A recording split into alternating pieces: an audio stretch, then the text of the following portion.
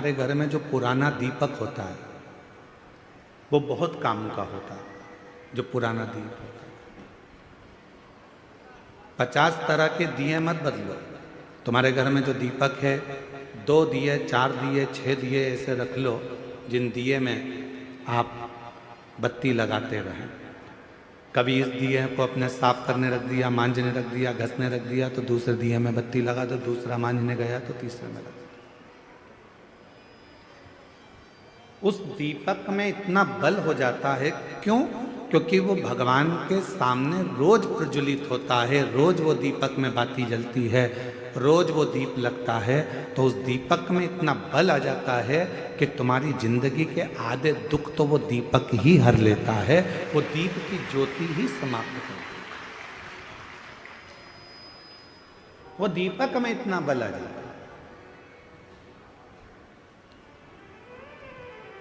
हमने कई बार अपनी कथाओं में भी कहा, कोई दीपक अगर भगवान को आप रोज लगा रहे हो, रोज लगा रहे हो, रोज लगा रहे हो, तुम्हारे घर में कोई बहुत बीमार भी व्यक्ति है और दीपक आप उसको मांजने में लेकर जा रहे हो, तो उसको एक अच्छे पानी में थोड़ा सा डाल दो, उसका पानी अलग रख लो, फिर भले आप दीपक को मांजो, मना नहीं है, साफ करो, मना नहीं है। और जो वो पानी है, उस पानी को जब वो बीमार व्यक्ति स्नान करे तो उसकी बाल्टी में उस पानी को डाल दो, जिससे वो उस पानी से जब स्नान करेगा तो उसका आधे से ज्यादा रोग तो उसी समय समाप्त हो। डॉक्टर को इलाज करवाओ, डॉक्टर को दिखाओ, क्योंकि डॉक्टर शिव का एक रूप रहता है।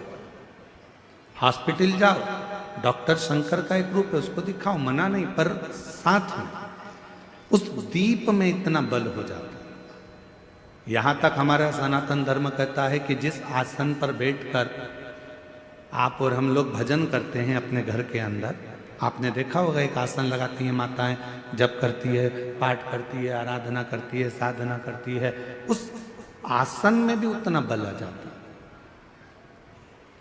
उस आसन में भी उतनी शक्ति आ जाती है।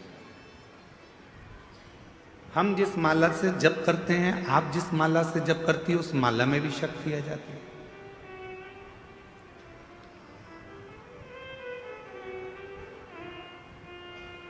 गले में जो आप एक कंठी माला पहनकर रखते हो रुद्राक्ष की, अपने गले के अंदर हमेशा, जैसे हम लोग भी अपने गले के अंदर एक हमेशा एक कंठी अंदर धारण कर कर रखते हैं, हमेशा, रात दिन सुबह शाम हर पल वो रुद्राक्ष हमारे साथ में रहता है। कई लोगों के मन में एक भाव उत्पन्न हो जाता है, हम गुरुजी हम हॉस्पिटल जा रहे हैं तो क्या रुद्राक्ष उतार कर जाएं? किसी के यहाँ पर बच्चा हो गया है तो हम क्या रुद्राक्ष उतार कर जाएं? मान लो हम स्त्री हैं, रजस्वला धर्म से हो गई, रजो धर्म से हो गई, तो क्या हम रुद्राक्ष उतार कर रख दें? शिव महापुराण की कथा कहती है, आप किसी भी अवस्था में रहें, रुद्राक्ष कभी अशुद्ध नहीं होता, वो अशुद्ध को भी शुद्ध कर देगा। क्या स्त्री रुद्राक्ष पहन सकती है? जरूर। क्या कोई लड़की रुद्राक्ष पहन सकती है? जरूर। क्या कोई बच्चा रुद्राक्ष पहन सकता है? जरूर। क्या कोई बूढ़ा बुजुर्ग रुद्राक्ष? सब पहन, सब धारण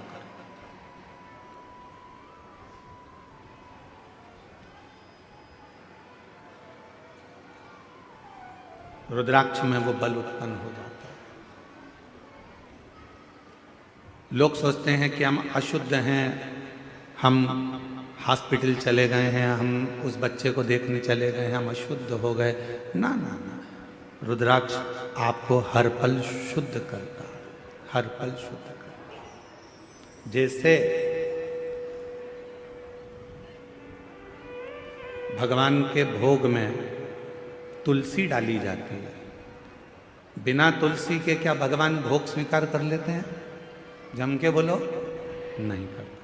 भगवान को अगर भोग स्वीकार कराना है तो भगवान के भोग में तुलसी डालते हैं, भगवान के भोग में हम प्रसाद में तुलसा दल डाल देते हैं, जिससे भगवान उसको स्वीकार कर लेते हैं। उसी तरह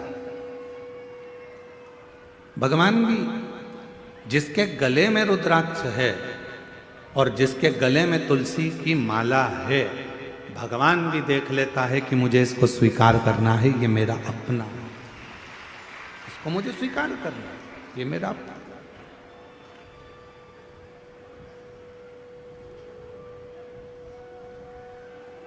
मेरी जीजियों, मेरे जीजाओं, मेरी बेटियों, बेटाओं, मेरी माताओं, मेरे बुजुर्ग माता पिता तुल्य आप सब विराजमान हो। मैं निवेदन करूं आप सबसे, भव सागर बहुत गहरा है, संसार सागर बहुत गहरा है। इस पूरे संसार सागर में आज के समय में किसी को समझना बहुत कठिन। कुत्ते को देखकर समझ जाओगे कि कुत्ता काटने वाला है, बोलो सही है कि गलत है। सांप को देखकर समझ जाओगे कि सांप डसने वाला है। शेर को देखकर समझ जाओगे कि शेर आक्रमण करने वाला है। चीते को देखकर समझ जाओगे कि ये चीता आया है, ये हमें खा जाएगा। हाथी को देखकर समझ जाओगे कि हाथी के पांव बड़े हैं, ये हमें दबा देगा। बिच्छू को देखकर समझ जाओगे कि ये डंक मार देगा। पर इंसान को कैसे पहचानोगे कि ये अपन को कब निपटा देगा? बिच्छू को पहचानना सरल है, सांप को पहचानना सरल है, शेर को पहचानना सरल है, कुत्ता को पहचानना सरल है। पर इस कलिकाल में, इस संसार सागर में, आज के समय में मनुष्य को पहचानना बहुत कठिन, बहुत कठिन। और देखो, कुत्ता को रोज अगर अपन रोटी देंगे ना, तो कुत्ता भी दो महिला के पास में बैठ जाएगा, काटेगा नहीं। रोज रोज रोटी दो कुत्ता को तो वो कुत्ता भी नहीं काटता। लोग कह देंगे वो काट खाएगा, नहीं नहीं वो अपना पालतू है, वो नहीं काटेगा, वो नहीं काटेगा, पालतू है। कुत्ता को रोज रोटी देंगे तो वो कुत्ता काटता नहीं है। पर आज का संसार ऐसा हो गया कि पूरी जिंदगी आपने किसी को दे दी, पूरा धन आपने किसी को दे दिया, पूरी प्रॉपर्टी आपने किसी को दे दी, उसके बाद भी लोग काटने को तैयार बैठे हैं, आपको नुकसान पहुंचाने को तैयार। व्यक्ति कौन डूबता है? कौन सा व्यक्ति जिंदगी में आकर सक्सेस नहीं होता, सफल नहीं होता, उसकी जिंदगी में वो कभी तरक्की नहीं कर पाता, वो व्यक्ति जिंदगी में तरक्की नहीं कर पाता, वो व्यक्ति जिंदगी में सक्सेस नहीं हो पाता, वो उन्नति पे सीढ़ी पर नहीं चढ़ पाता जिसने जिंदगी में आने के बाद कुछ संघर्ष किया है। तुम्हारे पिता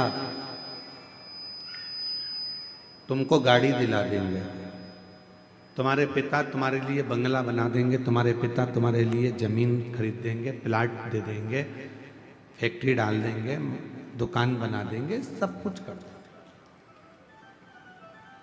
फिर भी पिताजी ने तुमको 2 बीघा जमीन दे दी, 2 एकड़ जमीन दे दी, 5 बीघा जमीन दे दी, 5 एकड़ जमीन दे दी, 10 बीघा जमीन दे दी, मकान दे दिया, फ्लैट दे दिया, बंगला दे दिया, मकान, जमीन, जायदाद, गाड़ी, बंगला सब दे दिया।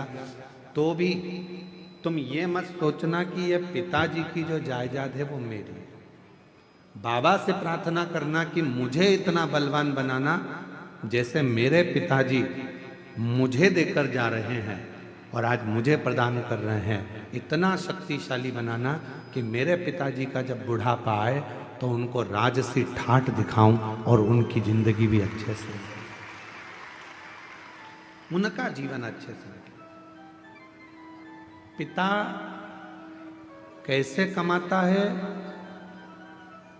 पिता कैसे लाता है, कैसे परिवार चलाता है, वो पिता ही जानता है।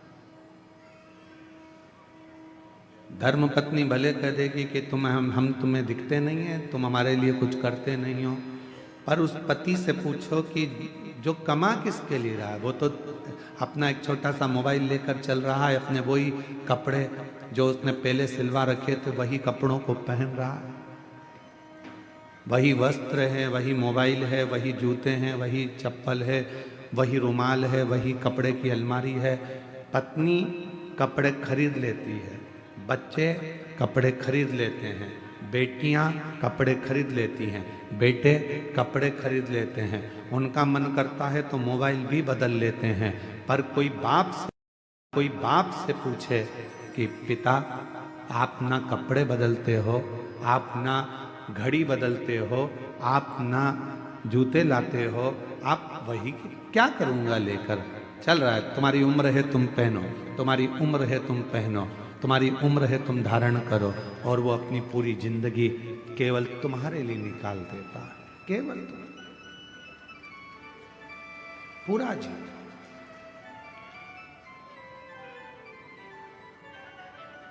अब अपना क्या फर्ज है? उसने अपने लिए पूरी जिंदगी निकाल दी, तो उनका जब बुढ़ापा है, उनकी जब वृद्ध अवस्था है, तो अपना फर्ज है कि उनका साथ देना, उनको दुनिया की सारी खुशियां लाकर दे देना। 20, 25, 50, 30, 40 साल जितने साल जिएंगे उतने साल उनकी जिंदगी में इतनी खुशियां दे दो कि वो भी परमात्मा से कहें कि संतान देना तो ऐसी देना और इसको खूब बरकत देना, खूब उन्नति। इनकी जिंदगी में खूब भंडार भर देना, इनको कोई दुख मत देना, इनको कोई तकलीफ मत देना, इनको कोई कष्ट नहीं आए।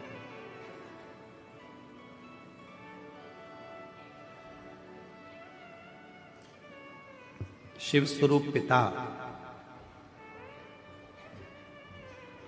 शिव स्वरूप गुरु,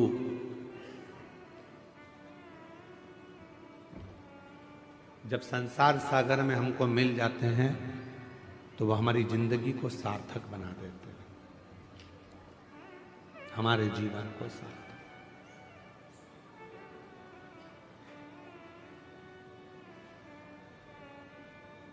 कभी कभी हमारे स्मरण में आता है कि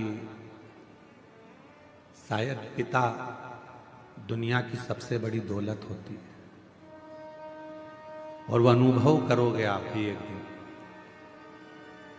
जब आप स्वयं पिता बनोगे तो अपने पिता को याद करोगे कि मेरे पिता दुनिया की सबसे बड़ी दौलत थी, दुनिया की सबसे बड़ी पूंजी थी, मेरा पिता। खुद के लिए कभी नहीं जीता, वो परिवार के लिए, पत्नी मुझे ये लाना है, हाँ लिया, मुझसे मत पूछ, लिया, मुझे ये करना है, हाँ कर ले, तेरे को जब मर्जी पड़े वो कर। माँ पापा, बेटी कहती है मुझे ये करना, कर ले, बेटा कहता है मैं पापा ये करना, कर ले। वो कोई हस्तक्षेप करता ही नहीं, वो पिता है, वो जानता। अपनी जिंदगी को, अपने जीवन को सफलता की ओर वही लेकर जाता है जिसने जिंदगी में थोड़ा संघर्ष किया होता। पैसा कमाओगे, लोग जुड़ेंगे, सब आपके पास आएंगे, जो चाहिए वो आपके पास होगा।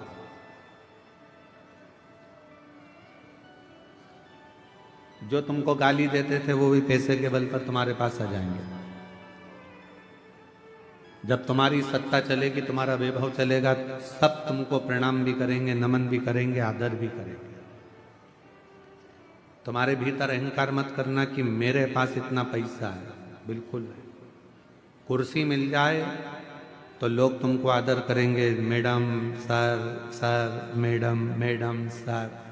इसके पहले की जिंदगी देखना, जब तुम्हारे पास कोई पद नहीं था, कुर्सी नहीं थी, प्रतिष्ठा नहीं थी, धन नहीं था, कोई नहीं पूछता था। कुर्सी मिलने के बाद तुम्हें पूछ रहा है, पद मिलने के बाद तुमको पूछ रहा है, पैसा मिलने के बाद तुम्हें पूछ रहा है। मतलब ये सम्मान तुम्हारा नहीं है, ये उस कुर्सी का सम्मान है, ये उस पद का सम्मान है, ये उस पैसे का सम्मान, तुम्हारा सम्मान नहीं है। राम सिंह ही है, कमलेश कमलेश ही है, बिमलेश बिमलेश ही है, रमा रमा ही है, वो अपनी जगह पर ही रहेगी।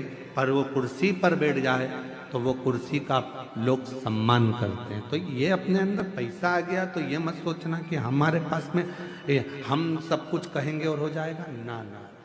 ये धन का सम्मान, ये पद का सम्मान, ये प्रतिष्ठा का सम्मान, उतरे फिर वही रहोगे, इसलिए अपने स्वभाव को, अपने नेचर को कभी मत बदलना। आज है, कल नहीं होगा, तो भी इन्हीं के साथ रहना है, इनसे ही बात करना है, इनसे ही। थोड़ा धन बढ़ा और सबने पूछना चालू कर दिया आपको, अरे काका जी और चाचा जी और नाना जी और फूफा जी और मामा जी और ये और वो, सब ने पूछा। और जब नहीं था कोई पूछने नहीं आता था। क्यों, कितने का कर्जा हो गया, लाओ हमें बताओ, हम कर्जा चुका देंगे तुम्हारा। थोड़ा हमारे पास जमीन है, उसमें से आधा टुकड़ा जमीन का बेच देंगे, तुम हमारे रिश्तेदार हो, हम तुम्हारा कर्जा चुका देंगे। है कोई संसार में ऐसा जो रिश्तेदार का कर्जा अपनी जमीन बेचकर चुका देता हो? नहीं। फिर धीरे धीरे तुमने तो नहीं दिया, उसने मेहनत करी, संघर्ष करा, परिश्रम करा, फिर खड़ा हुआ और फिर आगे बढ़ा। अब जितने रिश्तेदार थे वो कहते हैं ये तो हमारा ही अपना वाला है, अपने ही परिचित है, अपना ही है। ये आपका सम्मान नहीं है, आपके धन का सम्मान है। इसलिए अहंकार पैदा मत होने देना कि मेरा सम्मान इतना हो रहा है ना, तुम्हारा नहीं है, तुम्हारे धन का सम्मान है। गया फिर कोई नहीं पूछेगा। आप कोई ऊंचे पद पर बैठ जाओ, मालूम पड़े कोई बहुत बड़े मंत्री संतरी कलंतरी बन गए, कोई अधिकारी बन गए, कोई बहुत बड़ी कुर्सी तुमको मिल गई, कोई तुम कहीं के थानेदार बनकर बैठ गए, तुम कहीं के बहुत बड़े कलेक्टर और बहुत बड़े पदाधिकारी बनकर बैठ गए, तो ये मत सोचना कि तुम तो ना जाने बचे कुर्सी है तुम्हारे पास में तो पूछा जा रहा है। जिस दिन रिटायर हो जाओगे उस दिन तुम्हारे घर के लोग ही तुमको नहीं पूछ पाएंगे, ये निश्चित है। कुर्सी का पद है, कुर्सी का सम्मान, सम्मान पद का हो, तो फिर क्यों हम अभिमान में पड़े? क्यों? सियोर वाला महाराज सोचे कि ये जितने आ रहे हैं सब मेरे चक्कर में आ रहे हैं, तो सियोर वाला महाराज को ये सोचना नहीं चाहिए ये तुम्हारे चक्कर में नहीं, ये देव अधिदेव महादेव के चक्कर में आ रहे हैं, जिसकी आराधना और साधना में। कोई कथाकार सोचे कि मुझे इतने लोग सुनते हैं, कोई कथाकार सोचे कि मैं इनकी जिंदगी बदल देता हूं, तुम नहीं बदलते, वो तो महादेव कृपा करते हैं तो लोगों की जिंदगी बदलती है, तुम तो खुद की नहीं बदल पाते। कोई महाराज सोचे कि मैं इसकी जिंदगी बदल दूंगा, महाराज खुद अपनी जिंदगी नहीं बदल पाता तो दूसरे की क्या खाक बदले?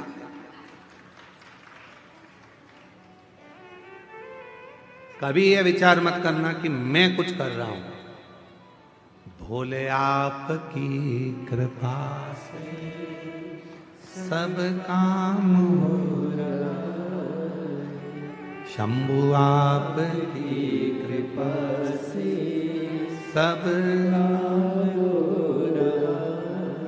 कल जितेंद्र जी के, जयसवाल जी के बड़े बेटे प्रियांशु जी बोल रहे थे कि गुरुजी पापा को बहुत चिंता थी इस कथा की, समय कम था, 5 दिन में तैयारी करना थी। जितेंद्र जी कितने दिन की तैयारी? 5-6 दिन की तैयारी थी, 5 दिन में तैयारी करना थी। और कैसे होगा?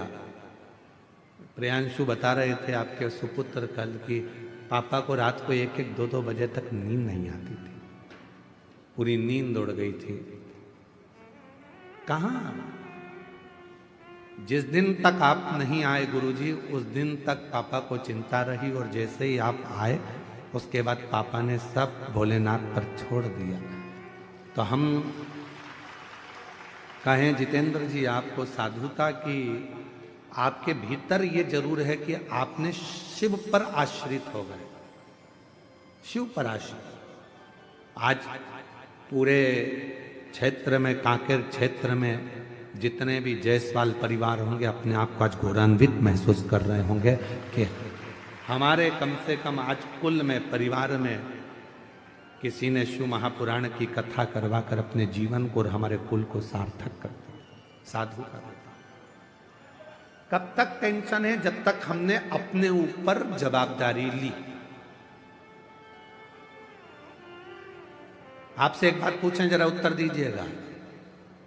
फैक्ट्री में टेंशन नौकर को रहता है कि सेठ को रहता है? जम के बोलो, सेठ को। दुकान में टेंशन सेठ जी को रहेगा कि नौकर को रहेगा? सेठ जी। तुम्हारा बिजली का बिल जमा हुआ कि नहीं हुआ, नौकर को कोई मतलब नहीं है। तुम्हारे घर में क्या बन रहा है, नौकर को कोई मतलब नहीं है। तुम्हारी कमाई हो रही कि नहीं हो रही, नौकर को कोई मतलब नहीं है, सेवक को कोई मतलब नहीं है। तुम कितने पैसे कमा रहे, नौकर को कोई मतलब नहीं है। उसको तो केवल एक चीज से मतलब है कि 1 तारीख को मुझे जो तनख्वाह मिलती है 8,000, 10,000, 15,000, वो मुझे मिल रही है कि नहीं मिल रही, वो मुझे प्राप्त हो रही कि नहीं।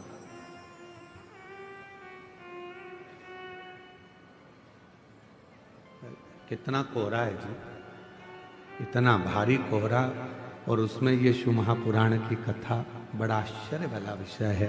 शिव भक्तों का भाव, नौकर को चिंता नहीं है, नौकर को टेंशन नहीं है। फैक्ट्री में क्या हो रहा है, फैक्ट्री चल रही है कि नहीं चल रही है, फैक्ट्री में घाटा लगा कि लाभ हुआ, किसी को मतलब नहीं है। बस उसको तो अपनी तनख्वाह से मतलब होता है। पूरी जवाबदारी सेठ की होती है, पूरी जवाबदारी से। इसलिए निवेदन है आप सबसे, जिंदगी में कभी आप सेठ बनने का प्रयास मत करना। सेठ बनोगे तो टेंशन आएगा।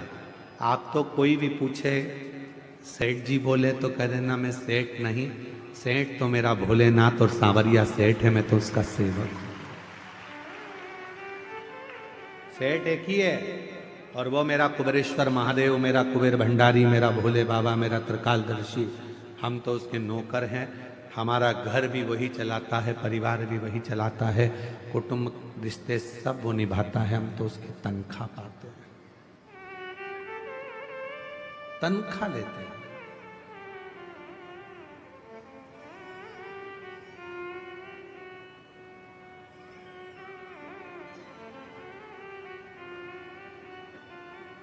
तेरी नौकरी सबसे सुंदर है बाबा, उससे बढ़कर कुछ नहीं, कुछ नहीं,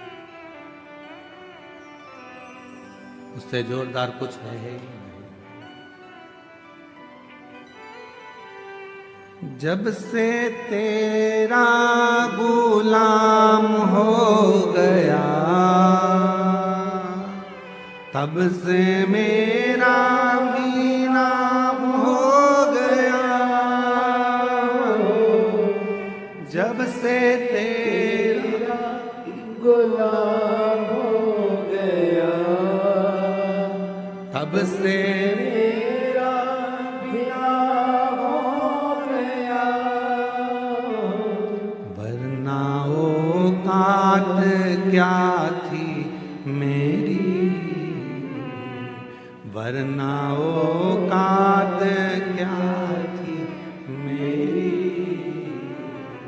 सबसे बढ़िया है सबसे खरी, भोले बाबा तेरी नौकरी। सबसे बढ़िया है सबसे खरी, तेरे दरवाजे की चाकरी। सबसे बढ़िया है सबसे खरी, तेरे दरवाजे की चाकरी। सबसे बढ़िया है सबसे खरी। शिव महापुराण के अंतर्गत नर्मदा रेवा खंड में स्कंद पुराण के वर्णन आता है। रेवा खंड, स्कंद पुराण के रेवा खंड में वर्णन आता है कि जब कोई संसार का मनुष्य शंकर जी की कथा में, शिव के मंदिर में, माई रेवा के तट पर, भगवान शिवालय में या शिव महापुराण में किसी का मुख भी अगर झूठा करा देता है तो उसका भंडार स्वयं भोलेनाथ भर जाता है। इसीलिए आपने देखा होगा कई लोग बिस्कुट लेकर आते हैं, कोई अपने घर से पोहा बना कर लाता है, कोई भजिया बना कर ले आता है, कोई तिल्ली का लड्डू ले आता है, कोई खिचड़ी बना लाता है, कोई बिस्कुट, कोई टॉफ़ी, कोई सामान लाता है और एक दूसरे को थोड़ा थोड़ा मुख झूठा करा देते हैं। कोई लोग पानी के पाउच बांटते हैं, कोई पानी की बोतल बांटता है, जो जिससे बन जाए। कोई घर में थर्मस में चाय बना कर ले आता है, 10-20 लोग जो पास में बैठे रहते हैं उनको चाय पिला देता है। अर्थात मुख झूठा कराने का वर्णन भी हमारे यहाँ स्कंद पुराण के रेवा खंड में वर्णन आता है कि जो माँ रेवा के तट पर भगवान शिव की शरणागति में, शिव के शिवालय में, शंकर की कथा में अगर आए हुए शिव भक्तों को यदि मुख भी झूठा करा देते हैं तो उसके घर की अन्नपूर्णा कभी शिव समाप्त नहीं होने देते, उसका भंडार भरता। ये शिव है, ये शिव। और हमको ये वनवासी आदिवासी क्षेत्र की कथा थी तो हमको ऐसा लगा था कि ना जाने यहाँ भक्त आएंगे तो यहाँ पर मुख झूठा कराएंगे कि नहीं कराएंगे, पर हमने रोज देखा प्रतिदिन दूर दूर से जो जो भक्त आते थे, साधारण गरीब बड़े भी अगर आते थे, अपने झोले में थोड़ी सी टॉफी लेकर आके लोगों को खिला जाते थे, बिस्कुट खिला जाते थे।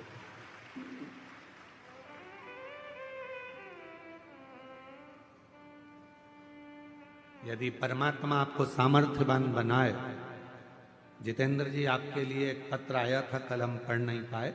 उस पत्र में लिखा था कि हम सप्तूर कथा में गए पर जो भोजन व्यवस्था यहाँ कच्चे गांव में मिली, ऐसी भोजन व्यवस्था कहीं नहीं मिली।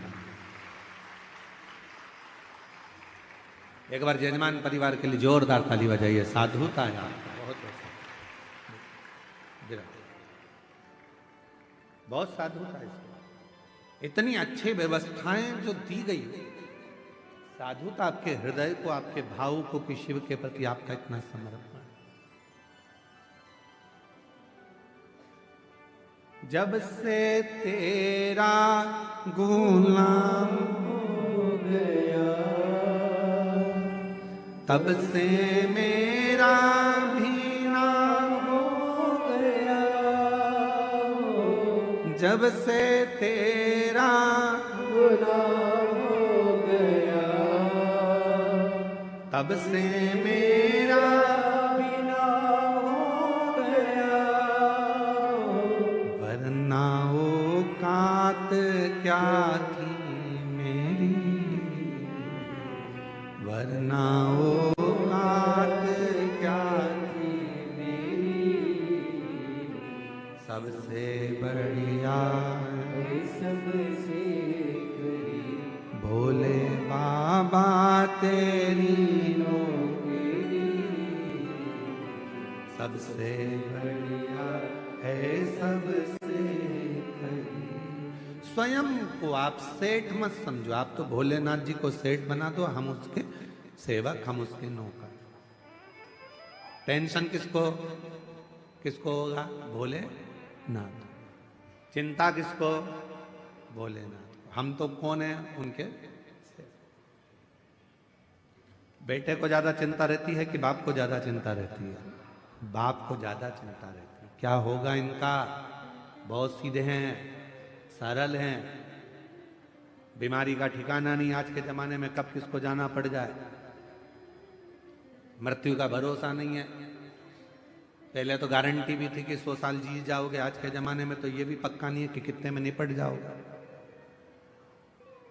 कब तुम्हारी फाइल निपट के जमा हो जाएगी किसको मालूम है? किसी को नहीं मालूम। पहले चिंता थी, पहले टेंशन नहीं होता था, अरे अभी तो बहुत जिएगा, 80 साल चलेगा, 90 साल चलेगा, 100 साल चलेगा। अब तो मालूम ही नहीं पड़ता, पड़ोस में सूचना मिल जाती, अटैक आ गया, अभी तो देखा था, 8 दिन पहले ही तो मिली थी, उससे बढ़िया था, क्या हो गया? उनके घर की बहुत अच्छी थी, उसको क्या हो गया? मालूम पड़ा, चलेगा। मालूम ही नहीं पड़ता कब, कौन, कहां, कैसे चले जा रहा है, किसको मालूम,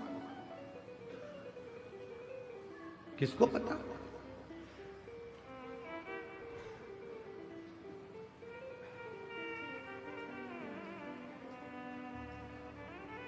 सुबह उठा करो ना रोज सुबह सुबह, सबसे पहले उठते से ही, सबसे पहले उठते से ही जैसे तुम्हारे नेत्र खुले सो के उठो, वैसे ही भले पलंग पर पड़ी पड़ी आंख खुलते से ही भगवान को धन्यवाद देना, आज फिर जिंदा उठा दिया, आज फिर जिंदा उठा दिया।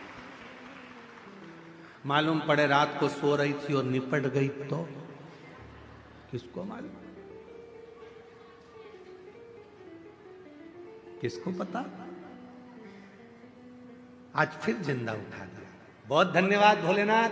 एक दिन और दिया, आज और खुशी से जीऊंगी, खूब मेहनत करूंगी, संघर्ष करूंगी, परिश्रम करूंगी और उन्नति की सीढ़ी पर चढ़ के रहूंगी। पर कल भी ऐसी कृपा करना, नहीं तो मालूम पड़े निपटा दे। टेंशन मत देना, रोज उठो, रोज धन्यवाद दो, तेरी बड़ी करुणा, तेरी सुबह पहले रात को सो तो जम के बोलकर सो, पास में पति है, पत्नी है, बच्चे हैं, जो भी हैं परिवार में, सोने से पहले एक बार सबसे कहो श्री शिवाय नमस्तुभ्यम। उठो तो धन्यवाद दो, आज फिर उठ गई हूं तेरी कृपा से, तेरी करुणा से, बड़ी करुणा।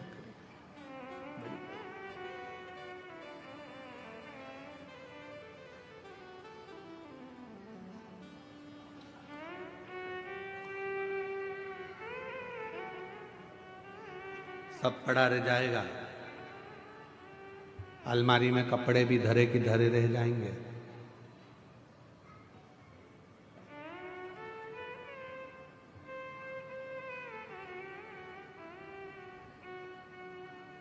कई लोग तो हमसे भी कहते हैं, सियोर वाले महाराज तुम इतना सोना वोना पहन के कथा वाचते हो। जजमान दिए हैं, भोलेनाथ की कृपा है, शिव की करुणा है, जोड़ जोड़ के तिजोरी में धर जाएंगे, बाद में औलाद पहनेगी, अपन ऊपर से ताकेंगे हमारी चेन तुम पहन रहे हो, हम तो पहन ही नहीं पाए। अलमारी में जितने कपड़े रखे हैं निकालो, पहनो, कल का बिल्कुल भरोसा नहीं है कि पहन पाओ कि नहीं पहन पाओ। अचार है बरनी में तो खा लो, धरा की धरा रह जाएगा, पापड़ अच्छे सेक सेक के खाओ, मक्का की रोटी, ज्वार की रोटी, बाजरा की रोटी, ठंड चल रही है, बेहतरीन गुड़ में मिला मिला के खाओ। कल का कोई ठिकाना नहीं जिंदगी में, कब किसको जाना पड़ जाए और मालूम पड़े अचार की बरनी धरी की धरी रह जाए, फिर 13 दिन मेहमान खाए। अपन ऊपर से देखें हमारा अचार, तुम खा गए हमारा अचार। फुल एंजॉय की जिंदगी जियो, जितना कमा रहे हो उस कमाई में से आप किसी को दो मत दो, दान करना है तुम करो, नहीं मन करे तो मत करो। तुम तो 1 रुपया मत दो तो किसी को, तुम खुद के ऊपर तो खर्च करो, खुद के ऊपर खर्च नहीं करते, अपने ऊपर थोड़ा बहुत तो खर्चा करो, परिवार चलाओ, कुटुंब चलाओ, मना नहीं है। पर अपनी अब खाऊंगा, मन कर रहा है मूंगफली खरीद लूं 10 रुपए की, खा लूं 10 रुपए की, मैं मक्का खरीद के खा जाऊं, मन कर रहा है। पर घर पे बच्चे भी बैठे होंगे, पत्नी इंतजार कर रही होगी, उसके लिए थोड़ी सी ले जाऊं। ले जाने के चक्कर में जेब में थे 10 रुपया और मालूम पड़े उसकी या तो वो खा ले या तू खा ले। पर मन कर रहा है बच्चों के लिए ले जाऊं, पत्नी के लिए ले जाऊं, बुजुर्ग के लिए ले जाऊं, घर में सबके लिए ले जाऊं। मैं कैसे तो लेकर जा रहे थे और ले जा रहे थे, हाथ में धर के मूंगफली, आ गया पीछे से मंकी, बंदर, और मूंगफली की पुड़िया छुड़ा के ले गया। ना लीलाबाई के काम आई ना कमलेश के काम आई, मूंगफली बिमलेश का भाई खा गया, मंकी ले हो गया डरा।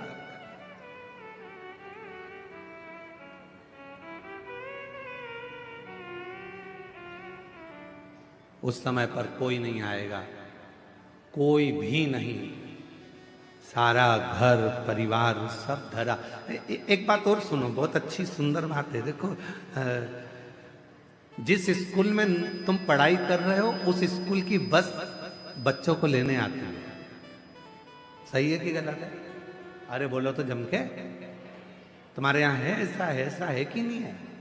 कांकेर जिला में जो स्कूल में पढ़ाई करते हो वो उस स्कूल की बस लेने आती है, टीचर को भी लेकर जाती है और स्टूडेंट को भी लेकर जाती है, बच्चों को। जिस कॉलेज में पढ़ाई कर रहे हो उस कॉलेज की बस लेने आती है। जिस फैक्ट्री में नौकरी कर रहे हो उस फैक्ट्री की बस लेने आती है। तुम बहुत बड़े ओहदे पर जज बन गए, अच्छी कुर्सी पर बैठ गए, तो सरकार की गाड़ी तुमको लेने आती है। तुम बड़े अधिकारी बन गए तो सरकार की गाड़ी तुम्हें लेने आएगी, छोड़ने जाएगी। बोलो सही है कि गलत है? बोलो तो सही है ना? ज्यादा तेज ठंड तो नहीं लग रही है? हाँ तो फिर बोलते जाओ, सही है? हाँ, स्कूल की बस स्कूल के बच्चों को लेने आ रही है, कॉलेज की बस कॉलेज के बच्चों को लेने के लिए आ रही है, प्राइवेट कंपनी की बस प्राइवेट कंपनी के लोगों को लेने आ रही है, और सरकार की बस सरकारी कर्मचारी को लेने के लिए आ रही है। अब वो तुम वहां नौकरी कर रहे हो इसलिए वो तुम्हें लेने आ रही है, वो तुम वहां पढ़ाई कर रहे हो इसलिए तुम्हें लेने आ रही है। दूसरे स्कूल के बच्चे को थोड़ी ना बिठा के ले जाएगी, दूसरे कर्मचारी को थोड़ी ना बिठा के ले जाएगी। उसी तरह जिस कंपनी में काम कर रहे हो उस कंपनी की बस तुम्हें लेने के लिए आती है। अब आज से एक बात याद कर लेना, अपन सब शंकर जी की कंपनी में काम कर रहे हैं, इसलिए आखिरी में शंकर की कंपनी की बस लेने के लिए कोई दूसरी बस अपने को लेने नहीं आएगी। नंदी पर भोलेनाथ होंगे और कहेंगे आओ बैठो साथ चलो, प्राण छूट चुके हैं, मैं तुम्हें नरक नहीं भुगताऊंगा। कंपनी की बस आई है, आराम से एसी कूलिंग कर कर लेकर जाऊंगा, आराम से चलना, मैं तुम्हें कैलाश लेकर जाऊंगा और वो कंपनी लेकर जाएगा। अंत समय प्रभु आना पड़ेगा, वचन दिया तो निभाना पड़ेगा। अंत समय प्रभु आना पड़ेगा, वचन दिया तो निभाना पड़ेगा।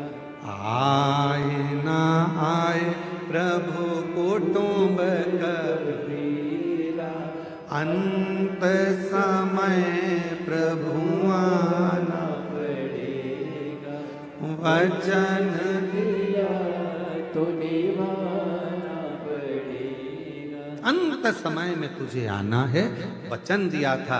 शिव पुराण में बैठकर कहा था, सियोर वाले महाराज ने बोला था, हम नहीं मानते कि सियोर वाला महाराज कथा करता है, हम तो ये मानते हैं कि हमारा विश्वनाथ कथा करता है। तो हमने तो उनकी वाणी को शिव की वाणी मानी और वचन दिया था कि तुम घबराना नहीं, आखिरी में उसकी गाड़ी लेने के लिए आएगी। तो मुझे यमराज लेने नहीं आना चाहिए, मुझे यम के दूत नहीं आना चाहिए। अंत समय में आए तो तू आ।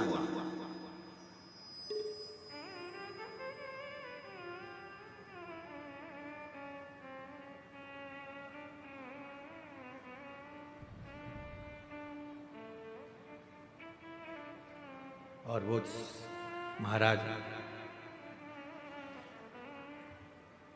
सज धज के जिस दिन मौत की शहजादी आएगी, न सोना काम आएगा।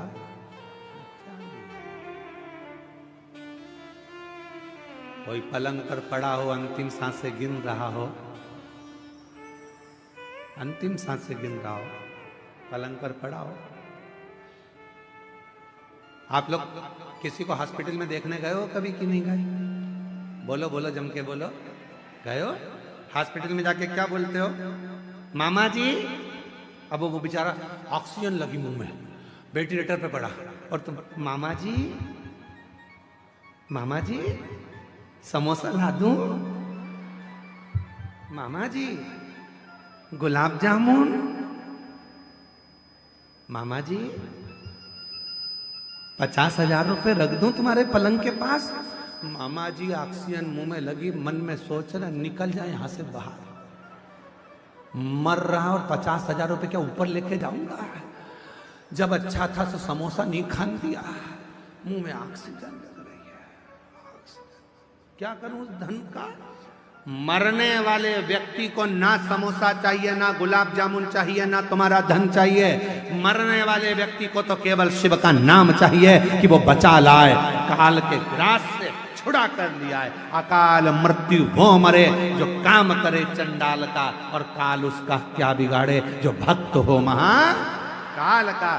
अंत समय में उसको चाहिए कि कोई ऐसा मिल जाए जो मुझे श्वास ला कर दे दे, कोई ऐसा मिल जाए मेरी ऑक्सीजन ला कर दे दे, कोई ऐसा मिल जाए कि मुझे ठीक कर दे। मुझे धन नहीं चाहिए, समोसा कचौड़ी नहीं चाहिए, 2 एकड़ जमीन नहीं चाहिए। केवल अंतिम समय में भगवान से प्रार्थना करता है कुछ श्वास और दे दो, और वो श्वास परमात्मा कहेगा मैं देने को तैयार हूं। पर एक बात याद रखना कि तूने अपनी श्वास को क्या शिव पुराण में लगाया था? 2-3 घंटा की कथा सुनने कभी गया था? हाँ, अगर तो 3 घंटे की कथा सुना है तो उसमें जितनी श्वासें निकली है तेरी, उतनी श्वास मेरे खाते में लिखी है।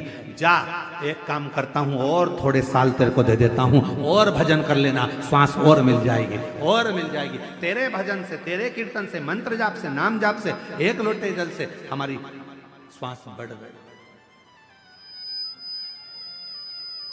कॉलेज स्कूल में बच्चों को पैसा कमाने का तरीका सिखाया जाता है।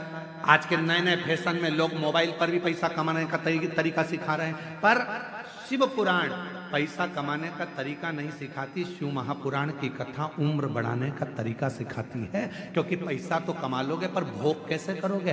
पैसा कमा के रख दिया और निपट गए तो फिर ऐसा भोग करने के लिए शरीर भी तो अच्छा रहना चाहिए, पूरा शरीर पुष्ट रहना चाहिए, पूरा शरीर अच्छा रहना चाहिए। इसलिए निवेदन है, सोफा सेट अच्छा है तो चने खाओ, मूंगफली खाओ, गन्ने को छील छील के खाओ।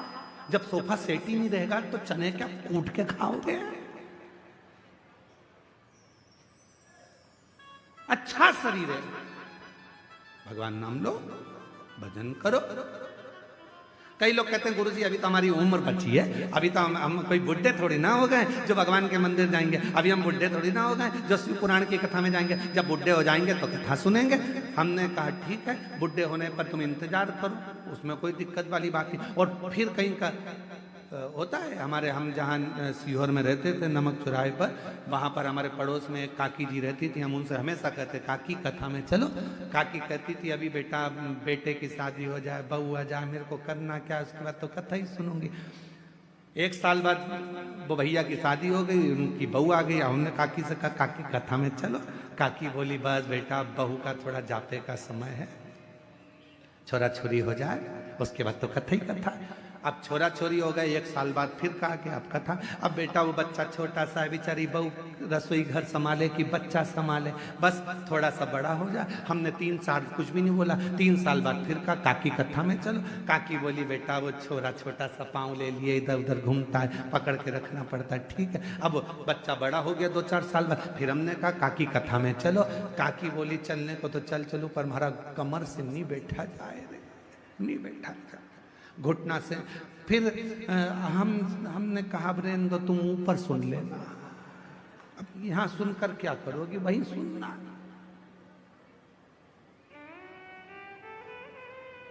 एक दिन हमारी सासू जी से हंसकर बोली जेठानी, राम नाम को सुमिरन कर ले 2 दिन की है जिंदगानी।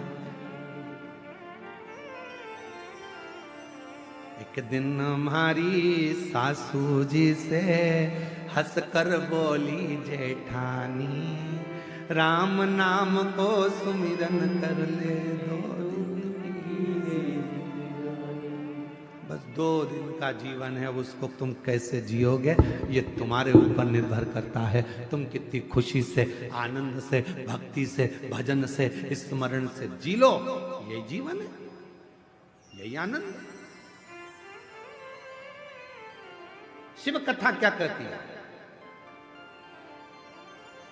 शंकर भगवान बैकुंठ में रह रहे हैं क्या? बोलो जम के नहीं। शंकर भगवान के पास में डल्लप के गद्दे हैं क्या? बोलते जाओ नहीं। शिव जी के पास सोने के जेवर हैं? नहीं। उनके पास जो जेवर है तुम्हारे घर में आ जाए तो तुम भग जाओ। सांप बिच्छू। ना शंकर भगवान के पास सोने के जेवर हैं, ना शंकर भगवान के पास में डल्लभ के गद्दे हैं, ना शंकर भगवान के पास में बंगला है, ना उनके पास में गाड़ी है। शिव जी से सीखो, खुले आसमान में रहते हैं, खुले आसमान। सांप के जेवर पहनते हैं, कानों में बिच्छू पहनते हैं, मृगछाला को नीचे पहनते हैं, फिर भी अपने परिवार के साथ हमेशा स्माइल देते मिलते हैं, खुशियों में मिलते हैं, खुशियों। इसलिए भगवान शंकर का पूरा परिवार, जब भी हमारे यहाँ कोई मंगल कार्य होता है तो उसमें हमारे भगवान शंकर के पूरे परिवार को बुलाया जाता है। आपके यहाँ ऐसा होता है कि नहीं होता हमको नहीं मालूम। शादी के पहले गणेश जी नोते जाते हैं, तुम्हारे यहाँ नोतते हैं? पूछते हैं। शादी के समय पर माता पूजन होती है, मतलब शंकर जी का पूरा परिवार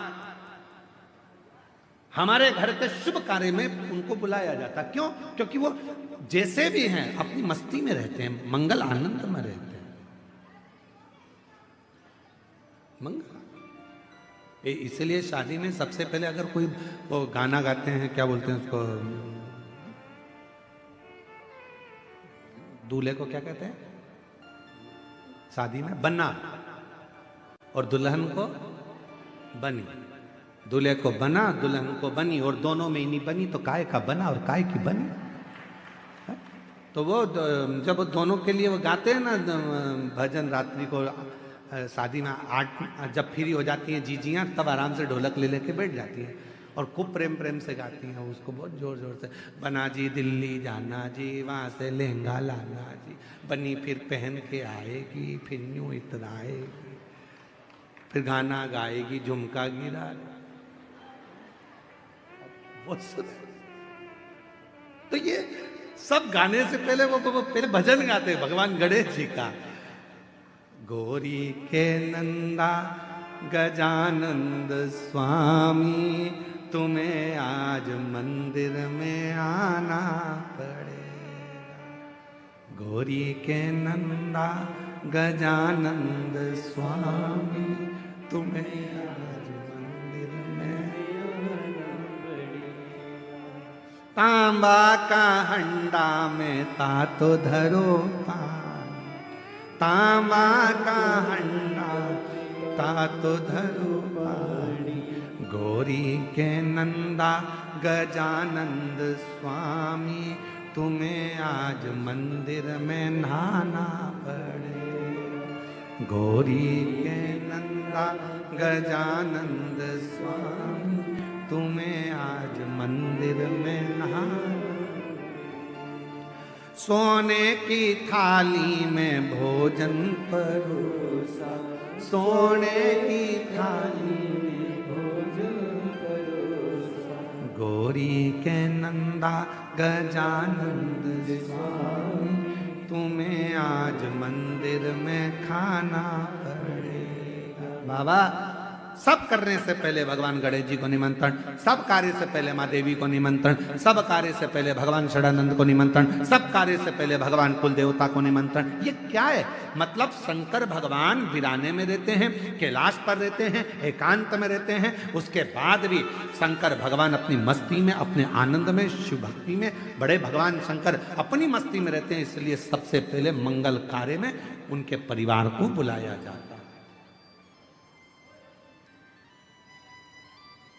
आप में से कितने लोग हैं जिनके यहाँ पर शादी होती है तो भगवान लक्ष्मी और नारायण की पूजन होती है? ना, एक की पूजन होती है सत्यनारायण भगवान की, कि दूल्हा दुल्हन सावधान, पत्नी से निवेदन है पति से झूठ मत बोलना, और पति से निवेदन है इसको सब सत्य बताना। पर सही मायने में तो अगर दोनों सत्य बता दे तो 2 दिन में तलाक हो जाए। सत्यनारायण की कथा हो रही है, तुम इसको छुपाना नहीं और तुम इसको बता रहे। सत्य बोल दे तभी बात करो। एक पत्नी तैयार होके बढ़िया साड़ी वाड़ी पहन के जोरदार तैयार होके पति के सामने आ गई और पति से पूछी मैं कैसी लग रही है? पति बोला नहीं बोलूंगा, बोलूंगा तो तू लड़ लेगी। अरे बोला तो सरी मैं कैसी लग रही हूं। पति नहीं बोला, बेचारा चुप रहा, नहीं बोला। पत्नी ने हाथ पकड़ लिया, मैं तुमसे पूछ रही हूं मैं कैसी लग रही हूं। पति बोला ऐसी लग रही जैसे हरी घास में भैंस चल रही।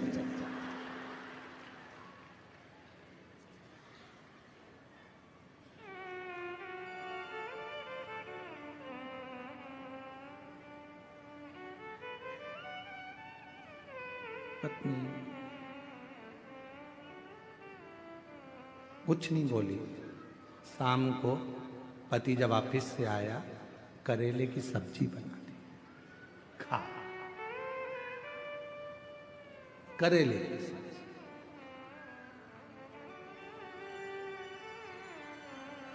सत्य होती है। शादी ब्याहों में लक्ष्मी नारायण भगवान का पूजन नहीं, सत्यनारायण भगवान का पूजन होता है। शादी ब्याहों में भगवान गणेश जी का पूजन होता है। माँ अम्बा जगदम्बा जगतधात्री दुर्गा भवानी की माता पूजन होती है। भगवान शिव की आराधना कुल देवता के रूप में, पितृदेवता के रूप में होती है, शिव की आराधना। पर मंगल कार्य में भगवान शिव के पूरे परिवार को बुलाया जाता है। क्यों? क्योंकि वो जहां रहते हैं वो शांति और सुकून से रहते हैं, उनको बहुत ज्यादा से मतलब ही नहीं, वो अपनी मस्ती में जिंदगी,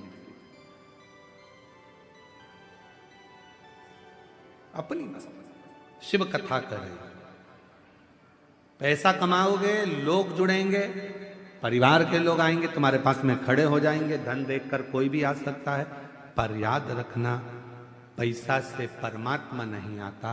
परमात्मा को पाने के लिए तो उसका भजन करना पड़ता है, उस पर विश्वास करना पड़ता है, तो वो मिले।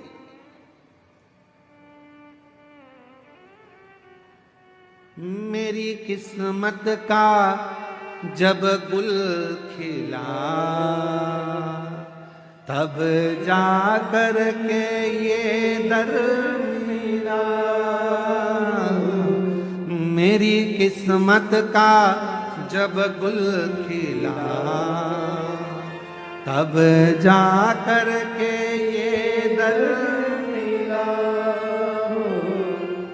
वरना औकात क्या थी मेरी, वरना औकात क्या थी मेरी। सबसे बढ़िया है सबसे करीब, ओ भोले बाबा तेरी तो मेरी। सबसे बढ़िया है सबसे करीब, तेरे दरवाजे की चाकरी। सबसे बढ़िया है सबसे।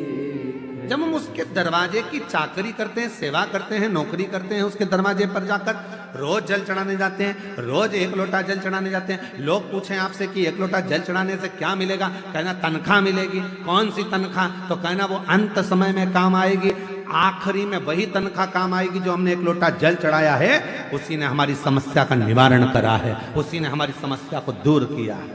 एक पत्र अच्छा है, देखिए। मेरा नाम अंजू नेताम, मेरे पति का नाम मुकुंद सिंह नेताम, ग्राम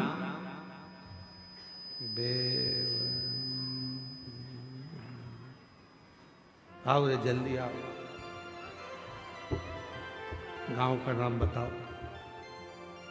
मेरा नाम अंजू नेताम, पति का नाम मुकुंद सिंह नेताम, और ग्राम तुम पढ़ो बेमतरा है, तो हमने सुना था बेवरती, बेवरती जिला कांकेर की निवासी। गुरुजी, मेरे पति को विगत 15 वर्षों से शराब पीने की आदत थी और नशे में धुत इधर उधर घूमते रहते और कहां कहीं भी गिर पड़े। जान पहचान वाले व्यक्ति मेरे पति को घर छोड़ जाते। मेरे पति का काम पे जाते थे ना, उनकी कोई दिमागी स्थिति ठीक रहती थी, साथ ही परिवार की आर्थिक स्थिति भी ठीक नहीं रहती थी। कहीं बैठी हो जीजी तो हाथ हिला सकती हैं, मेरा नाम अंजू नेताम, पति का नाम मुकुंद सिंह नेताम। मैं बहुत परेशान थी। पड़ोस की दीदी ने मुझे शिव पुराण के बारे में बताया। तब से मैंने शिव पुराण कथा सुनना और देखना शुरू किया। हमने पहली कथा रायपुर गुड़ियारी में मेरे पति और बेटी के साथ कथा पंडाल में बैठकर कथा श्रवण की और दिल से प्रार्थना करी, बाबा से विनती की मेरे पति शराब पीना छोड़ दें। और बाबा की ऐसी कृपा हुई गुरुजी कि मेरे पति एक ही कथा के पंडाल में गए थे गुड़ियारी में, और वहीं मिट्टी को उन्होंने गले पर लगाया और शराब को पीना छोड़ दिया। उस दिन से आज तक मेरे पति ने शराब को हाथ नहीं। शिव कृपा इसी को कहते हैं।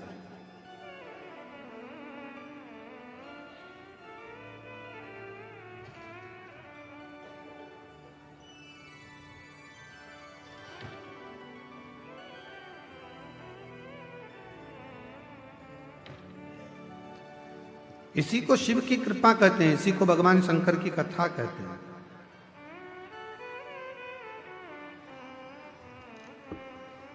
इसी को भगवान शंकर की दया कहते हैं। महाराज क्या करा उसने? भगवान शिव पर विश्वास किया। क्या करा उसने? भगवान शंकर पर भरोसा किया। और जब वो भगवान शिव पर भरोसा करने लगी तो भोले बाबा ने उसके सारे दुखों को, सारी तकलीफों को हर लिया। मेरी जीजियों, मेरे जीजाओं, मेरी बेटियों, बेटाओं, मेरी बुजुर्ग माता पिता, याद रखना, शिव महापुराण की कथा केवल कथा नहीं है, केवल कथा। ये कथा तो आज यहाँ पर विराम हो जाएगी, आप अपने घर चले जाएंगे, पर यहाँ से बाबा से कह कर जाना, भूमि को नमन कर कर। जब आरती के बाद आप लोग यहाँ से जाओ तो यहाँ की मिट्टी को नमन कर कर कहना, बाबा ऐसी कृपा करना कि 7 तारीख से 13 तारीख तक जो दंतेवाड़ा में कथा हो रही है गिदम में 2 बजे से 5 बजे तक दिसंबर के महीने में, बाबा ऐसी कृपा कर दो कि उस कथा में मेरा पत्र इस व्यासपीठ पर पहुंचे और मेरा दुख इतने ही दिनों में समाप्त हो। कृपा करो, विनय करो, बाबा से विनती करो।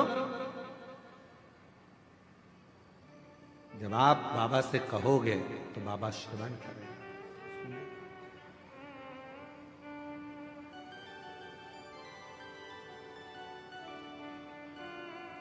और भोले बाबा ने, मेरे शंभू ने, ओघड़दानी ने, सीहोर वाले ने, काशी वाले ने, सोमनाथ वाले ने, केदार वाले ने, भोले बाबा ने, डमरू वाले ने ऐसा बजाया डमरू, बजाया डमरू, सारा कैलाश पर्वत मगन हो गया।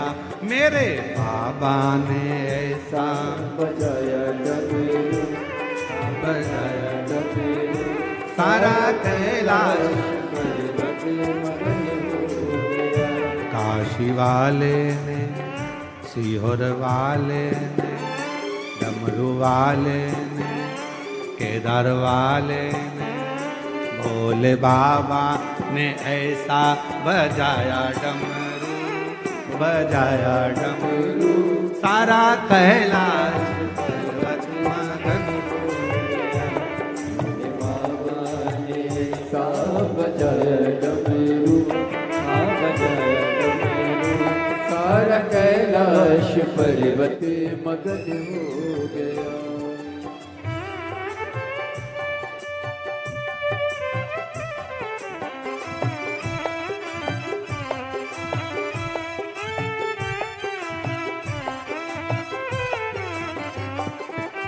डमरू की धुन सुन के गणपति जी आए, डमरू की धुन सुन के गणपति जी आए, डमरू की धुन सुन के गणपति जी आए, डमरू की धुन सुन के गणपति जी आए, गणपति जी आए सके नारद को लाए, गणपति जी आए सके नारद को लाए। अम्बे कमन भी मगन हो गया, अम्बे कमन भी मगन हो गया, सारा कैलाश पर्वत मगन हो गया, सारा कैलाश पर्वत मगन हो गया। भोले बाबा ने ऐसा बजाया डमरू, बजाया डमरू, सारा पर्वत मगन हो गया।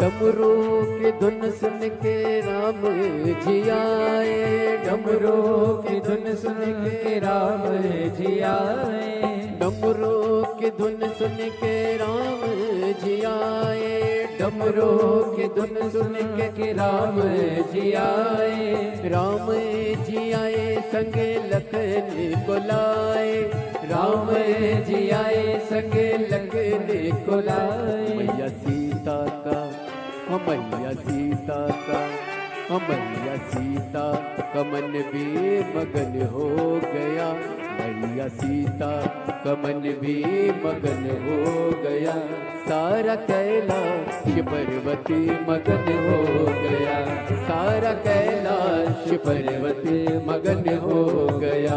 भोले बाबा ने ऐसा बजाया डमरू, बजाया डमरू, सारा कैलाश पर्वत मगन हो गया।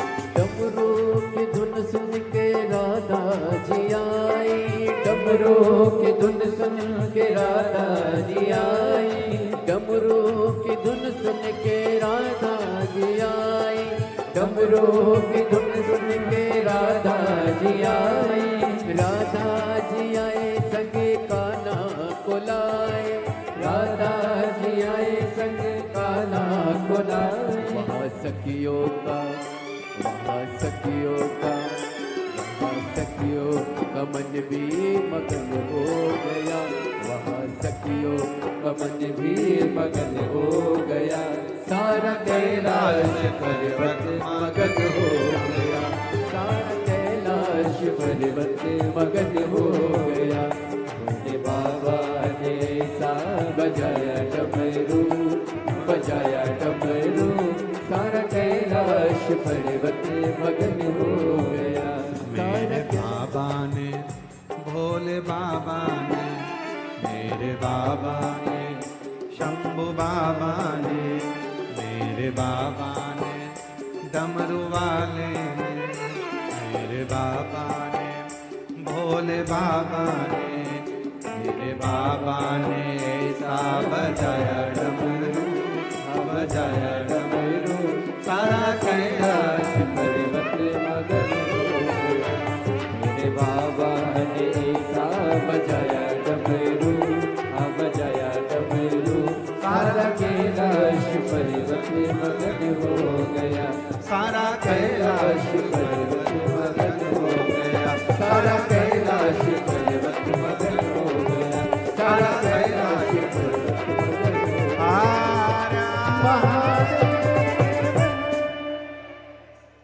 अपने स्थान पर बैठकर आज कथा का विराम दिवस है।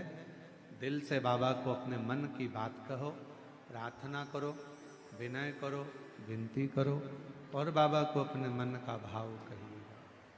जहाँ जगह मिले वहाँ बैठकर बाबा को अपने मन से, भाव से, हृदय से प्रार्थना करिए, विनय करिए। जहां जगह मिले वहां बैठ जाएं और बाबा को अपने मन का भाव कहिएगा। आज विराम दिवस की कथा है।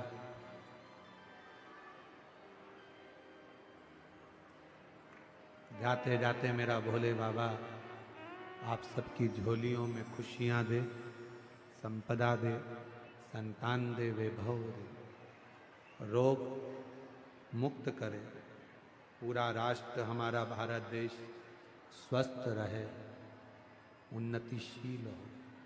यही बाबा से प्रार्थना।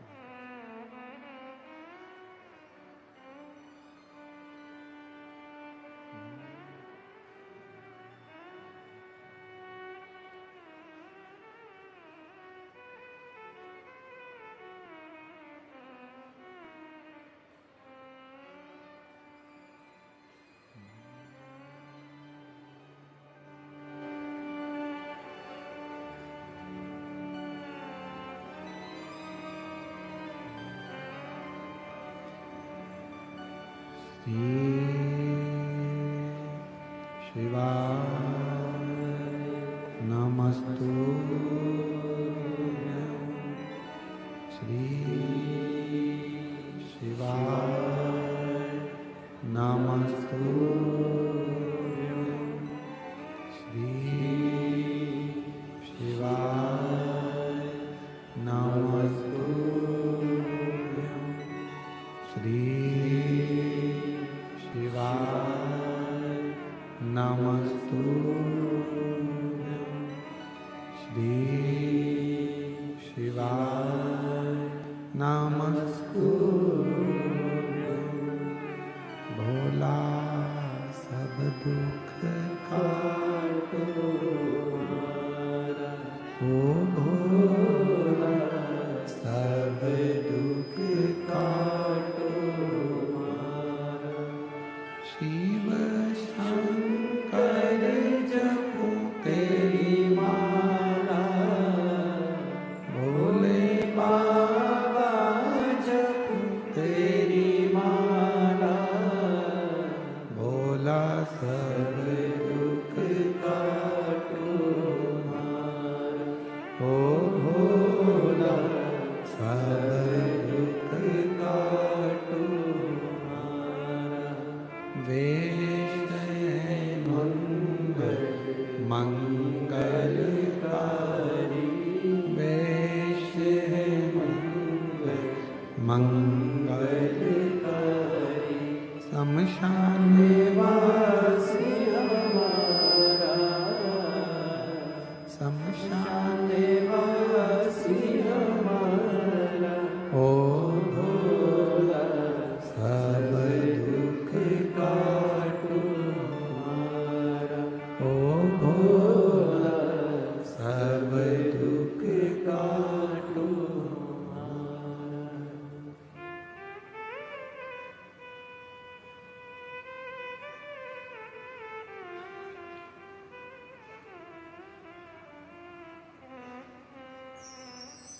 बाबा देवादिदेव महादेव भगवान शिव, ओगड़दानी त्रिकालदर्शी, कैलाशी अविनाशी भगवान शंकर की पवित्र कथा कह रहे हैं।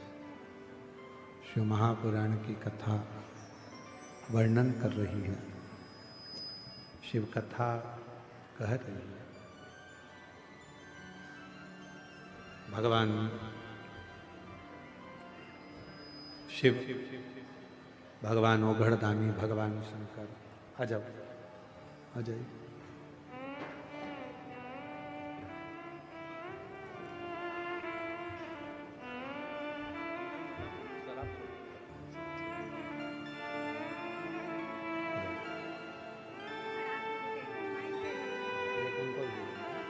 एक बार जोरदार ताली बजाओ। एक कथा सुनने के लिए पति पत्नी बेटी सब गए और गुड़ियारी की कथा में शराब का त्याग कर दिया। उस दिन से आज तक शराब को हाथ नहीं लगाया। एक बार जोरदार ताली बजाओ।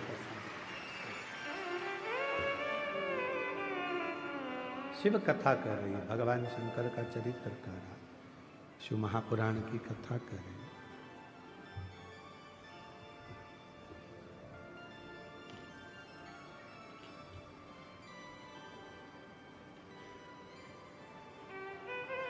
एक हिरण्यकशिपु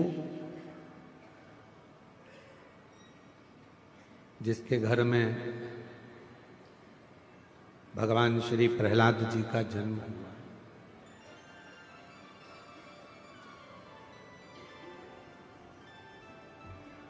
जिन्होंने भगवान की अविरल भक्ति को धारण किया, भगवान की विरल भक्ति को धारण किया शिव कृपा से। देखो, शिव महापुराण की कथा कहती है कि जन्म ले लेना संसार सागर में या मनुष्य की देह धारण कर लेना एक अलग विषय, पर मनुष्य की देह धारण करने के बाद भगवत नाम ले लेना या भगवान का भजन कर लेना, ये एक अलग विषय।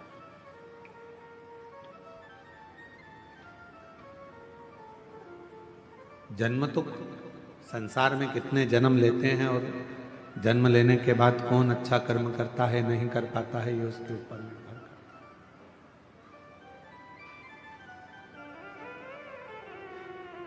है। तुम्हारे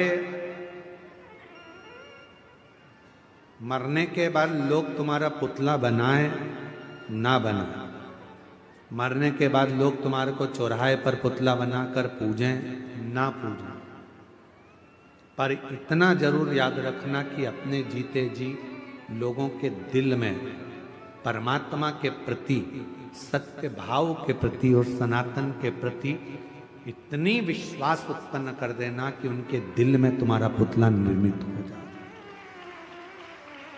उनके हृदय में।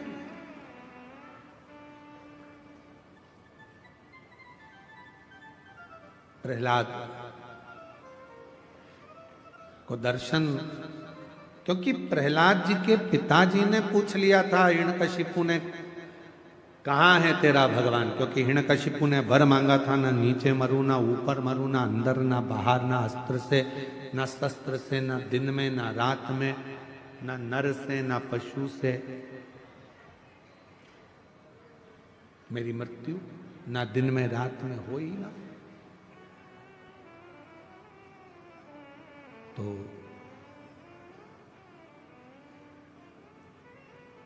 पूछा प्रहलाद जी से, क्या इस खंबे में भी तेरा भगवान है? खंबे में क्या परमात्मा है तेरा? शंभु,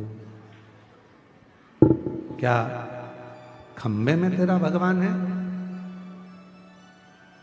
हाँ है, वो तो सर्वस्व है। ऐसा कोई स्थान नहीं जहां पर परमात्मा नहीं। पशु में, पक्षी में, जानवर में, जलचर में, थलचर में, वायु में, आकाश में, वृक्ष में, लता में, पत्तों में, डाली में, आप में, हम में, संसार के प्रत्येक जीव में परमात्मा का निवास है, हर जगह। बस उसकी पहचान होना चाहिए। आप उस परमात्मा को कैसे पहचान सकते हो, ये आपके ऊपर निर्भर है। एक पत्र है, अच्छा है, देखिए।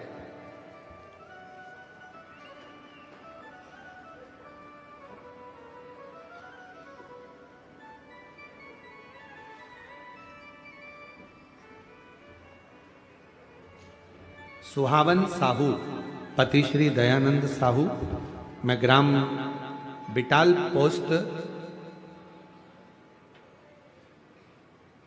आमाटोला, जिला मोहला, मानपुर, अंबागढ़ चौकी की रहने वाली हूँ। कहीं बैठी हो तो हाथ हिला सकती हैं, और अगर बैठी हो तो बेलपत्र लेने के लिए आ सकती हैं। हाथ हिला तो एक बार। हाँ ठीक है, आ जाइए, आ जाओ। मैं महादेव की महिमा का वर्णन करना चाहती हूँ। मेरी झोली भर दी बाबा ने। मेरी बेटी लिमेश्वरी साहू और मेरा भाई पुरुषोत्तम दास साहू बहुत साल से नौकरी की तैयारी कर रहे थे। दोनों हार मान गए थे। मैं हमेशा कहती थी दोनों से कि भोलेनाथ पर विश्वास रखो, सब ठीक कर देगा। फिर मेरी बेटी ने 2 बार पशुपतिनाथ का व्रत किया, भाई ने व्रत किया और भोलेनाथ ने हमारी पुकार सुन ली। आज मेरी बेटी और भाई दोनों गवर्नमेंट टीचर बन गए। 2016 से तैयारी कर रहे थे, पर बाबा की कृपा से 28 मार्च 2025 को उन दोनों की नौकरी सरकारी लग गई। मैं बाबा को यहाँ प्रणाम करने के लिए आया। एक पत्र और, मैं संगीता मंडावी, पति श्री केशव कुमार मंडावी, नगर पंचायत नरहरपुर, जिला कांकेर, छत्तीसगढ़ से हूँ। कहीं बैठे हो तो हाथ हिला सकते हैं। अगर कहीं बैठे हो तो हाथ हिला सकती हैं, और अगर बच्चा साथ में आया हो तो उसको भी लेकर आ सकते हैं। गुरुजी, गर्भवती महिला को क्या भोलेनाथ जी के मंदिर नहीं जाना चाहिए? प्रश्न है। हमारा निवेदन है, हमने पहले भी कथा में कहा, गर्भ अगर धारण हो जाए तो शिव के मंदिर जरूर जाओ और रोज 1 लोटा जल जरूर चढ़ाओ। शिव के मंदिर जाना चाहिए, भगवान शंकर को 1 लोटा जल चढ़ाना चाहिए, प्रार्थना करना चाहिए, विनय करना चाहिए, निवेदन करना चाहिए, बाबा को अपने मन की बात कहना चाहिए। जरूर जाओ। ये स्पीकर नहीं चल रहा है का? स्पीकर। गुरुजी, मेरी शादी को 11 साल हो गए थे, पर गर्भ नहीं ठहरा था। 11 साल से मैं मां नहीं बन पाई, मेरे घर में बच्चा नहीं आया। हम लोग बड़े दुखी थे। तब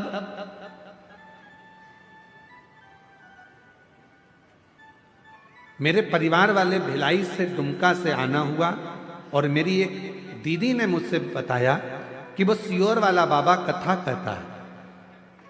अगर वो कथा तुम सुनो और यदि श्रवण कर लिया और वो सफेद आंकड़े की जड़ का प्रयोग बेलपत्र का 1 लोटा जल का बोलता है, अगर कर लिया तो गर्भ जरूर ठहरेगा।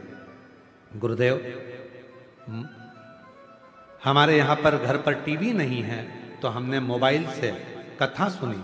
सफेद आंकड़े की जड़ का और पशुपतिनाथ का, सफेद आंकड़े की जड़ का और पशुपतिनाथ का व्रत किया, और पशुपतिनाथ का व्रत किया, और बाबा की ऐसी कृपा हुई गुरुदेव कि 11 साल के बाद बाबा ने मेरे घर में 11/7/2025 को मेरे घर में बच्चे ने जन्म लिया। 11 साल के बाद मुझे मां बनने का सौभाग्य प्राप्त हुआ। ये शिव की उदारता। एक पत्र और अच्छा है।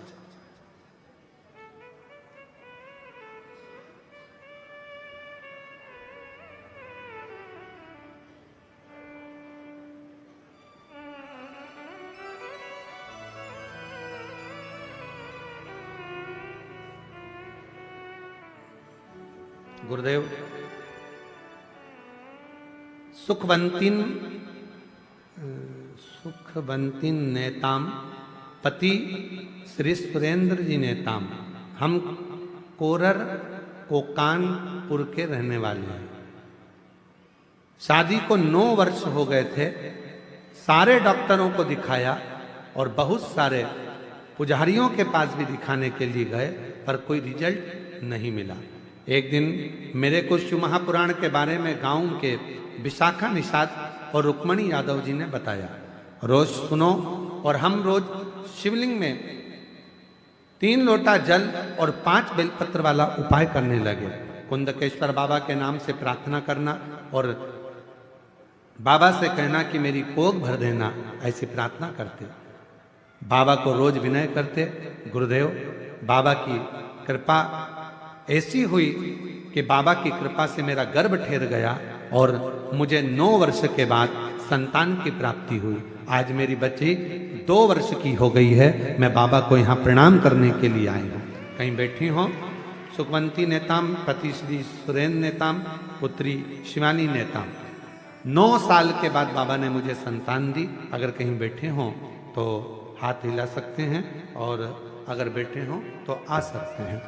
और तेरी कृपा का क्या है भरोसा कब किस पर हो जाए, जरा सी हम पर कर दो, जरा सी हम पर कर दो। जिस पर भी हो गई तेरी कृपा करुणा वो भव पार हुआ, भव पार हुआ। पापी हो चाहे जितना उसका भी बाबा उद्धार हुआ, गिद्ध अजामिल गणिका जैसे तेरे मन को भाए, जरा सी हम पर कर दो, जरा सी हम पर कर दो। तेरी कृपा का क्या है भरोसा कब किस पर हो जाए, जरा सी हम पर कर दो, ओ जरा। पर कर। बाबा से अपने मन का भाव कहते चले, शिव जी से अपने मन की बात कहते चले। जब हम भगवान देवाधिदेव महादेव से, भगवान शंकर से, ओघड़दानी से, तरकालदर्शी से, कैलाशी अविनाशी से अपने मन का जब भाव कहते हैं तो शिव उसको स्वीकार करते हैं, भगवान शंकर उसको स्वीकार करते हैं। शिव कथा कह रही है, भगवान शंकर का संवाद कर रहा, शिव महापुराण की कथा वर्णन कर रही है। हिरण्यकशिपु ने वर मांग लिया, ना नीचे मरूं ना ऊपर, ना अंदर ना बाहर, ना अस्त्र से ना शस्त्र से, ना दिन में ना रात में, ना पशु से ना पक्षी से, मेरे प्राण ना छूटे। प्रहलाद से कहा क्या इस खंबे में तेरा भगवान है? हाँ, लग जा गले खंबे से। धधकता हुआ अग्नि का खंबा था।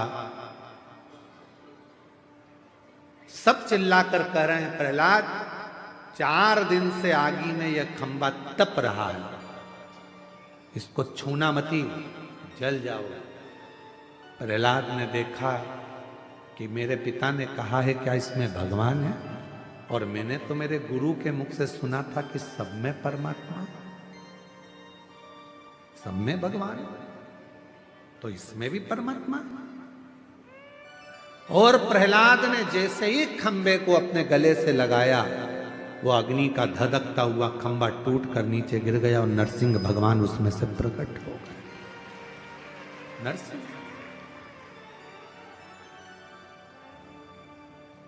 खंबा टूटकर नीचे गिरा और नरसिंह भगवान उसमें से प्रकट हुए। दौड़े नरसिंह भगवान ने हिरण्यकशिपु को पकड़ा, सिंहासन पर ले गए। भगवान नरसिंह बैठकर हिरण्यकशिपु को जंघा पर सुला लिए, क्योंकि इसने वर मांगा था ना नीचे मरू ना ऊपर, जंघा पर मारा। ना अंदर ना बाहर तो देहली पर मारा, ना अस्त्र से ना शस्त्र से तो नख से फाड़ा, ना दिन में ना रात में तो शाम के समय पर, न नर से ना पशु से, नरसिंह बनकर आए।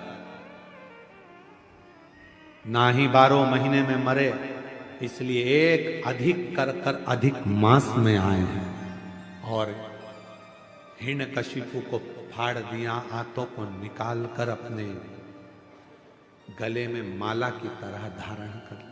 माला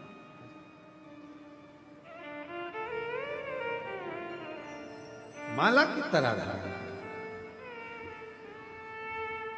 जो जैसी भावना,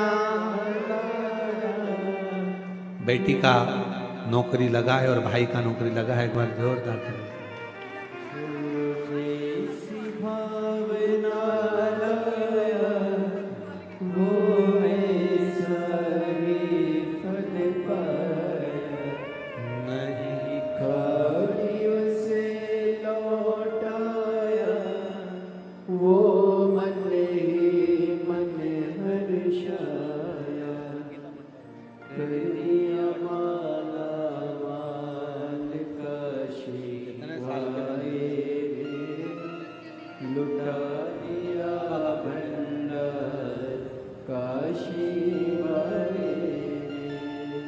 लुटा दिया भंडार काशी वाले कर दिया माला काशी वाले हिरण्यकशिपु को बीच में से फाड़ दिया, आंतों को निकालकर नरसिंह भगवान ने धारण कर दिया। शिव पुराण की कथा कहती है वो जो हिरण्यकशिपु के शरीर से जो आंतें निकाली गई थी और जो डाली गई थी, भगवान नरसिंह ने क्रोध में अपने गले में उस हिरण्यकशिपु की आंतों में इतना क्रोध था, इतना राक्षसी असुर भाव का क्रोध था कि वो पूरे शरीर में भगवान नरसिंह के और क्रोध जागृत हो। और कौन जाएगा? नरसिंह भगवान के क्रोध को शांत करना था। कहा माता लक्ष्मी जी से आप गुस्सा शांत कर दो। एक बात याद रखना, अपनी जिंदगी में उतार कर रखिएगा, एक बात को अपने जीवन में उतारिएगा। महाराज एक बात अपने जीवन में उतारिएगा, क्रोध पति को आ रहा है तो याद रखना, पत्नी कभी पति के क्रोध को शांत नहीं कर सकती। पत्नी पति के क्रोध को शांत नहीं करेगी। क्रोध को शांत कौन करेगा? तो शिव महापुराण की कथा कहती है क्रोध को शांत करेगा तो आपके घर में जो छोटे बच्चे होते हैं वो अगर पिता की गोद में चले जाएं तो क्रोध शांत हो जाता है। क्रोध शांत। घर में जो छोटे हैं और छोटे बच्चे जो घर में होते हैं वो क्रोध को शांत कर देते हैं। घर में जो चंचल प्रवृत्ति के छोटे छोटे बच्चे होते हैं वो क्रोध को शांत कर देते हैं, वो क्रोध को समाप्त कर देते हैं। उनकी मीठी वाणी, उनका स्नेह। तो शिव महापुराण की कथा कहती है। कई लोग कथाओं में कह देते हैं भगवान की ये गलती मत कर देना, भगवान गुस्सा हो जाएंगे, भगवान को क्रोध आ जाएगा, तुम ये मत कर देना, भगवान को क्रोध आ जाएगा, तुम ऐसा मत कर देना, भगवान को क्रोध आ जाएगा। शिव महापुराण की कथा कहती है संसार में जन्म लेने वाला एक एक मनुष्य भगवान के लिए बच्चा है, और बच्चा गलती करता है तो माता पिता को क्रोध नहीं आता, वो उसको संभालने का प्रयास करता है। कई लोग भगवान से मनुष्य को दूर करने का प्रयास करते। एक पत्र में लिखा एक बहन ने,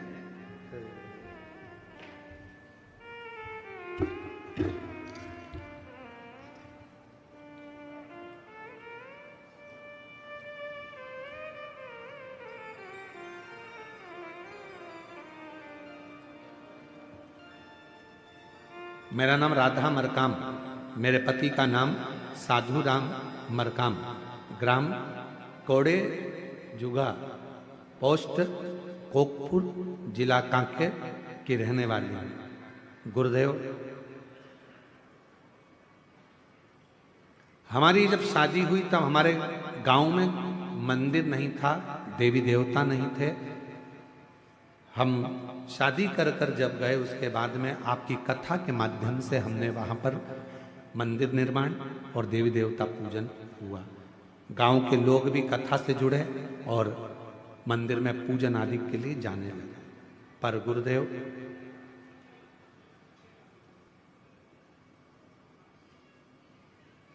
अभी ना जाने कहां से धर्म परिवर्तन कराने वाले लोग आ गए और फिर से देवी देवताओं को नहीं मानने को कहा।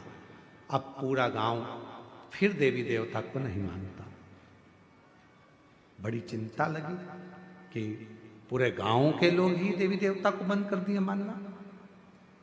जब बूढ़ा देव महादेव है, स्वयं आप बूढ़ा देव की पूजन करते हो तो भगवान को मानने में दिक्कत क्या? मानो।